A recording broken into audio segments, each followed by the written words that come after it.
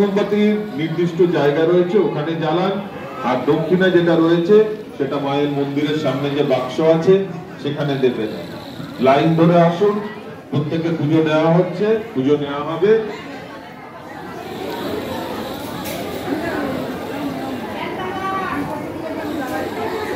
নিজেদের ডালা পুজো দেওয়ার পরে নিজেরা সংগ্রহ করে নেবেন।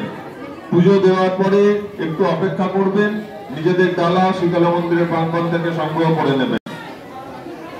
নির্দিষ্ট লাইন মেনটেন করে পুজো দিতে আসবেন।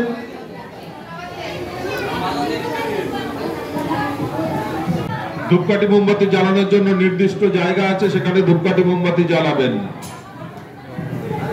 শিব মন্দিরের ভিতর কেউ একটু লাইন দিয়ে আসুন, লাইন দিয়ে আসুন, লাইন দিয়ে এসে পুজো দিন।